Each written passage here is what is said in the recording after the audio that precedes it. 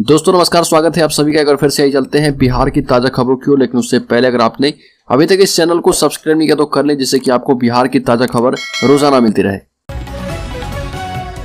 पहली बड़ी खबर, गया में ऑफिसर्स ट्रेनिंग अकादमी में शानदार पासिंग आउट परेड शुरू हो चुका है। इस बार 69 जेंटलमैन कैडेट्स कुछ ही देर में पास आउट हो जाएंगे। कुछ ही देर में वो अंतिम पग के साथ भारतीय सेना में शामिल हो जाएंगे। ऑफिसर्स ट्रेनिंग अकादमी गया में 22वां पासिंग आउट परेड आयोजित किया गया है और गया के ओटीए में आयोजित होने वाले 22वें पासिंग आउट परेड के दौरान भारतीय सेना के विभिन्न विंग्स में 61 नए सैन्य अधिकारी शामिल होंगे। अलीगढ़, बिहार में ठंड और प्रदूषण का डबल अटैक, 12 जिलों के तापमान में आई गिरावट। गया का पारा गिरकर 7 डिग्री पहुंचा। बिहार में ठंड बढ़ने के साथ ही कोहरा भी घना होता जा रहा। हवा के प्रभाव से बिहार में रात और दिन के तापमान में अंतर कम हो रहा। साथ ही सर्द हवा से कनकनी बढ़ रही है। राज्य के 12 जिलों में न्यूनतम तापमान में गिरावट दर्ज की गई है। पटना के तापमान में 0.5 डिग्री की गिरावट दर्ज की गई। वहीं गया बिहार का सबसे ठंडा शहर बन चुका है। यहाँ का न्यूनतम तापमान 7 डिग्री सेल्सियस दर्ज किया गया है। अलीगढ़, बेकार नहीं जाएंगे सैनिक के 1 टन घी के लड्डू। कुर्नी में कार्यकर्ताओं को बांटेंगे, बोले भले हार मिली लेकिन जोश हाई है। विकासशील इंसान पार्टी के प्रमुख मुकेश सैनी के घी के लड्डू बेकार नहीं जाएंगे। मुकेश सैनी कुर्नी जाएंगे और मतदाताओं का आभार जताएंगे। ये भी कहा कि मैं अपने साथ 1 टन लड्डू पटना लेकर जा रहा हूँ, बाकी कुर्नी में बन रहे, हम पूरी कुर्नी में ये लड्डू बांटेंगे। मुकेश सैनी ने फेसबुक पर इसे शेयर किया है और कुर्नी विधानसभा उपचुनाव में भाजपा प्रत्याशी श्री केदार गुप्ता जी को जीत की बधाई दी। अगली खबर, 1 फरवरी से इंटर और 14 फरवरी से मैट्रिक परीक्षा। बिहार विद्यालय परीक्षा समिति ने बोर्ड के द्वारा वर्ष 2023 में आयोजित की जाने वाली विभिन्न परीक्षाओं जैसे इंटरमीडिएट वार्षिक परीक्षा, वार्षिक माध्यमिक परीक्षा, माध्यमिक शिक्षक पात्रता परीक्षा, डीएलएड संयुक्त प्रवेश परीक्षा, डीएलएड प्रथम और द्वितीय वर्ष परीक्षा, औद्योगिक प्रशिक्षण उच्च माध्यमिक स्तरीय भाषा परीक्षा और सिमुतल्ला आवासीय विद्यालय सिमुतल्ला जमुई प्रवेश परीक्षा के वार्षिक परीक्षा के लिए कैलेंडर जारी कर दिए हैं। अगली बार शिक्षक अभ्यर्थियों के लिए काम की खबर। हाई स्कूलों में 1,22,000 पदों पर जून तक, प्रारंभिक स्कूलों में 80,000 पदों पर अक्टूबर तक वैकेंसी। प्रारंभिक से हाई स्कूल में 2 लाख से अधिक शिक्षकों की भर्ती के लिए अभ्यर्थियों को अभी और भी लंबा इंतजार करना पड़ेगा। शिक्षक भर्ती के लिए वैकेंसी अगले साल आएगी। उच्च और उच्चतर माध्यमिक स्कूलों में 1,22,000 शिक्षकों की भर्ती के लिए वैकेंसी जून 2023 तक आने की उम्मीद है। प्रारंभिक स्कूलों में 80,257 शिक्षकों की भर्ती के लिए वैकेंसी अक्टूबर के बाद आएगी। शिक्षक भर्ती एवं स्थानांतरण रूलबुक का ड्राफ्ट लगभग तैयार है। नई रूलबुक के आधार पर ही 7वें चरण के तहत शिक्षकों की बहाली होगी। अभ्यर्थियों से सेंट्रलाइज तरीके से ऑनलाइन आवेदन लिए जाएंगे। अगली खबर, कुर्नी में हार पर जदयू में खींचतान, वशिष्ठ नारायण ने जेडीयू प्रत्याशी को घेरा। कुर्नी उपचुनाव में जदयू को मिली हार के बाद से मची खींचतान थमने का नाम नहीं ले रही। अब जदयू के दिग्गज नेता और पूर्व प्रदेश अध्यक्ष वशिष्ठ नारायण सिंह का बयान सामने आया। वशिष्ठ नारायण सिंह ने कहा कि कुर्नी में मिली हार के निश्चित तौर पर समीक्षा होनी चाहिए। अलग अलग जगहों से रिपोर्ट ली जा रही है। यही नहीं, वशिष्ठ नारायण ने जदयू प्रत्याशी मनोज कुशवाहा पर सवाल खड़े कर दिए और कहा कि मुझे जानकारी मिली है कि हाल के दिनों में मनोज कुशवाहा के जनसंपर्क में अभाव रहा। कुशवाहा की इमेज ने भी चुनाव को प्रभावित किया है। वशिष्ठ नारायण ने कहा कि जिन गांवों में जदयू के समर्थक हैं उनका भी वोट कुर्नी उपचुनाव में नहीं मिला है, जिसकी समीक्षा होगी। साथ ही इस चुनाव में ताड़ी भी बड़ा फैक्टर साबित हुआ। आगे खबर, सीएम नीतीश कुमार पर फिर से भड़के पूर्व कृषि मंत्री सुधाकर सिंह। कहा कि गन्ना किसानों की हो रही अनदेखी। पूर्व कृषि मंत्री और आरजेडी विधायक सुधाकर सिंह ने एक बार फिर से मुख्यमंत्री नीतीश कुमार पर हमला बोला और कहा कि सरकार किसानों के लिए कृषि रोडमैप बनाती है, जिसमें कृषि शब्द गायब हो जाता है और सिर्फ रोडमैप रह जाता है। सरकार सिर्फ सड़कों की खेती करती है। वहीं चीनी मिल को चालू कराने के सवाल पर यह कहा कि आगामी विधानसभा चुनाव में ये सवाल रखा जाएगा। साथ ही ये भी कहा कि मैंने किसानों के सवाल पर इस्तीफा दे दिया था और हमेशा ये लड़ाई जारी रखूंगा। अगली खबर, सारा इंडिया निवेशकों के लिए एक बड़ा अपडेट आया है। बिहार की उपभोक्ता अदालत ने सारा इंडिया चीफ सुब्रत राय की गिरफ्तारी पर 1 सप्ताह के लिए रोक लगा दी है।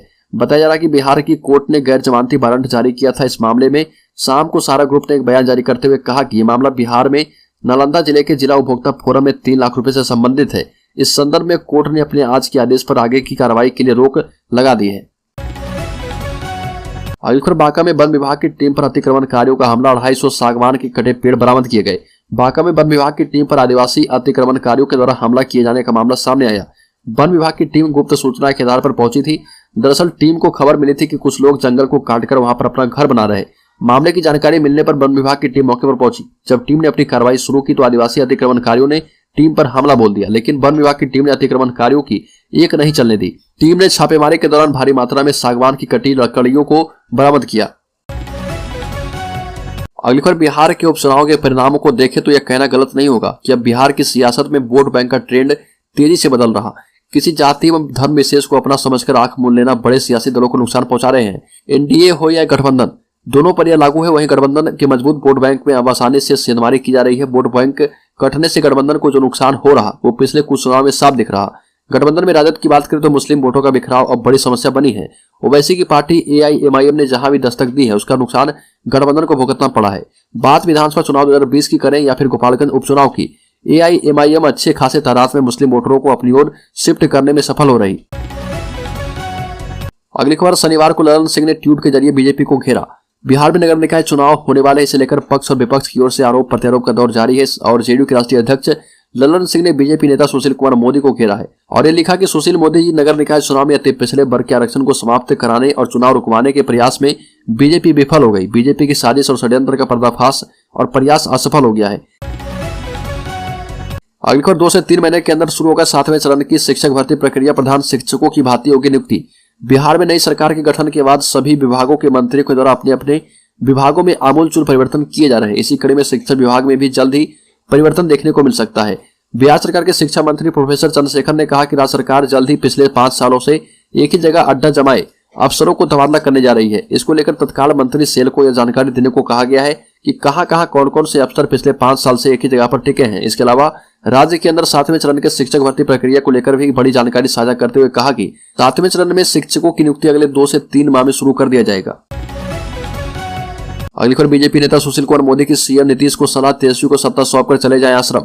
कुर्नी विधानसभा सीट पर बीजेपी के उम्मीदवार ने जीत हासिल की। जीत के बाद बीजेपी की खुशी का ठिकाना नहीं है, वहीं जेडीयू सख्ते में है। इस बीच बिहार के पूर्व उप मुख्यमंत्री और राज्यसभा के सांसद सुशील कुमार मोदी ने बिहार के सीएम नीतीश कुमार पर तंज कसते हुए सलाह दी। सुशील मोदी ने नीतीश कुमार को आश्रम जाने की नसीहत दी और कहा कि कुर्नी विधानसभा सीट में जेडीयू को मिली हार की जिम्मेदारी मुख्यमंत्री और जदयू अध्यक्ष ललन सिंह को लेनी चाहिए। सीएम को तेजस्वी यादव को सत्ता सौंपकर शिवानंद तिवारी का आश्रम चले जाना चाहिए। अगली खबर, कुर्नी में हार से परेशान है नीतीश कुमार। 2024 से पहले बिहार में बदल सकता है समीकरण, मिल रहा बड़ा संकेत। कुर्नी विधानसभा के लिए हुए उपचुनाव के परिणाम आ गए हैं। भाजपा ने 7 दलों वाले गठबंधन को शिकस्त दी है। ऐसे में चुनाव परिणाम ने जहां बीजेपी को बिहार में संजीवनी प्रदान कर दी है, वहीं दूसरी तरफ 2024 में केंद्र से मोदी सरकार को गिराने के लिए जदयू की प्लानिंग को भी बड़ा झटका लगा है। चुनाव परिणाम ने बता दिया कि कागज पर मजबूत दिखने वाले गठबंधन को हराया जा सकता है। यही नहीं, एहसास भी करा दिया गया कि नीतीश कुमार में अब वो वाली बात नहीं है जिसके बल पर वो पलटी मारकर सियासत करते हैं। नीतीश कुमार बड़े बहुमत के साथ बिहार में गठबंधन की सरकार चला रहे। सरकार बनाने के बाद नीतीश कुमार ने नरेंद्र मोदी के खिलाफ विपक्ष एकता को मजबूत करने की कोशिश में है, लेकिन चुनाव में जो परिणाम आए हैं उसके बाद अब ऐसे हालात बन रहे हैं कि लोकसभा चुनाव से पहले बिहार में कोई और नया सियासी समीकरण बन जाए। राजद के पूर्व विधायक ने इसकी शुरुआत करते हुए सीएम नीतीश कुमार से इस्तीफा मांगकर इसकी शुरुआत कर दी है। अगली खबर, बिहार के वैशाली का जवान पंजाब राजस्थान बॉर्डर पर शहीद हो गया। ड्यूटी के दौरान ही उसकी गोली मारकर हत्या कर दी गई। शहीद जवान महनार थाना क्षेत्र इलाके के माली टोला के रहने वाले संजय कुमार हैं। सूरतगढ़ के जंगल में उन्हें तैनात किया गया था, वहीं अपराधियों ने उन्हें गोली मार दी। जवान के परिजनों को घटना की सूचना दे दी गई है, जिसके बाद इनके बीच चीख पुकार मच गई। बटालियन की ओर से जारी जानकारी में सामने आई है कि उसके मुताबिक संजय कुमार का पार्थिव शरीर उनके पैतृक गाँव लाया जाएगा। अगली खबर, नए साल पर बिहार में आएगी नौकरी की बहार। पुलिस महकमे में 75,000 पदों पर होगी बहाली। अगले साल 2023 में पुलिस महकमे में 75,000 पदों पर बहाली होगी। सिपाही से लेकर दरोगा और विभिन्न समर्गों की बहाली की प्रक्रिया शुरू कर दी जाएगी। इसको लेकर पुलिस मुख्यालय में बैठक हुई और इसमें 75,000 पदों को सृजित करने की प्रक्रिया को मंजूरी दी गई है। इतनी बड़ी संख्या में पुलिस की बहाली के बाद ट्रेनिंग सेंटर, रहने की व्यवस्था, अन्य आधारभूत संरचना संसाधन को लेकर तैयारी शुरू कर दी गई है। इसके लिए प्रत्येक जिले में भू संपदा कोषांग का गठन कर दिया गया है।